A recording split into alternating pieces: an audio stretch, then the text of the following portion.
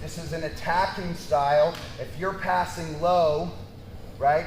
Guys playing open guard, I may attack from here or here, looking to place my knee cut, right? This knee is a weapon. Once that knee's through your guard, my leg's halfway through the guard. So just understand that I'm here, I pin them, I bring my knee in, I crack. Once I'm up here, there's this knee cut, but I've got twister pass, back step options out of that as well. And if I'm here rather than here, I'm never gonna wind up in his closed guard. I'm here with Keith, put me in closed guard. There's no way for him to put me in closed guard as long as that knee is up, right? He's gonna go to Z guard and a bunch of different things. But this is my frame, this is my shield. We talk about forearm frames, shin shields. These are my posts, my shields, my weapons. Once I have a shield in place, then I can start to attack, okay? And then your elbows are super important. Once I get the knee through, he's gonna be trying to put his shields back in place. He's not just gonna let me cut, and so I'm gonna be battling his legs with my elbows. Here, I come to the hips, I get here. Now see, this wants to come inside. Now he's got a shin shield, blocking my pass. I elbow pummel. Now I've got a forearm frame, right? He's got a frame, I clear the frame. You're gonna have to be addressing these things as you pass, right? He's gonna put up a lot of obstacles. We're gonna try and pass through all of those obstacles. But understand that this is a real solid frame. If you're passing, you're trying to pass, and you keep getting caught in full guard, real hard for him to put me in full guard if I'm like this. Opens me up to leg locks, right? Passing here, no leg locks, you're gonna have to deal with full guard attacks. Passing here, no full guard attacks, you're gonna have to deal with leg locks. We talk about in jiu-jitsu that when one door closes, another opens. That's the nature of the beast. When I block something, I'm leaving something else open. And the more you come to master the sport, you're gonna understand, I'm gonna go here, he's gonna block that, it's gonna leave this door open, and you're already thinking 2 or 3 doors down the road. Does that make sense? Next one we're gonna talk about is the double underpass. It's one of my favorite passes. You still see this used at the highest levels.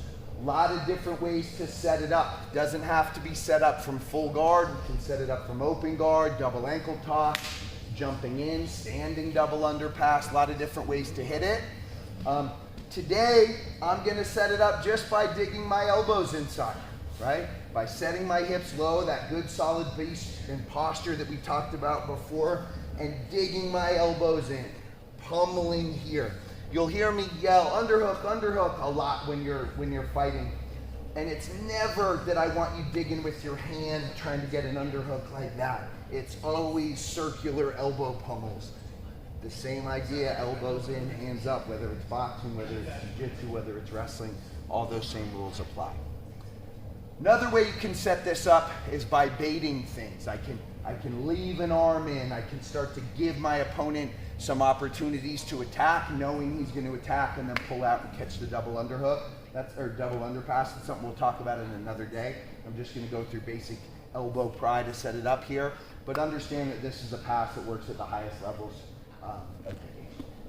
So, I'm here with Keith. Again, I'm in his full guard. What am I doing wrong? Up on my toes, my weight's forward. Flat feet, settled hips, tailbone tuck, elbows here. Now I start to climb back. I'm gonna use one hand to control his posture, and I'm gonna bring one elbow into the VMO, that vastus medialis, that muscle right here on the inside of his knee, and I'm gonna start to dig through. Now I was able to get them both through. He's sliding away, he's trying to stop me. I'm gonna catch my gable grip here, and then I'm going to posture. Now, there's no step here. A lot of times guys want to step up. If I step up, especially with Keith, I'm going to wind up getting my leg broken. I want to posture like I'm doing a deadlift. Boom, up. Then I'm rocking forward here, coming up onto both toes and punching the mat. Once the fist is to the floor, I twist my hips and come down to pass. We'll move into flat mode. It's kind of a lot. Here, tailbone top, solid posture on the ribs. One side or the other. I've still got to keep his posture broken. I'm going to start to dig this in. As soon as I feel the guard break, boom, that other one's coming in. Both arms underneath. Gable grip. Posture. Hips come forward. I'm rocking up into him, and I don't step. So it's up, forward, toes, fist. And I can go either way. And then here, I run my hips into the armpit, I circle his head, and I'm in flat mode. Ear to hips, wrapped around the hips, palm to the mat, head and arm, trapped between my arm and my hip, hips, trapped between my head and my arm. Questions? Let's see it again, different angle. All I'm doing, low, solid base, hard to move. Boom, I start to dig, up, forward, twist. One of those ways to make the pass. Questions on it? Let's run it. 1, 2.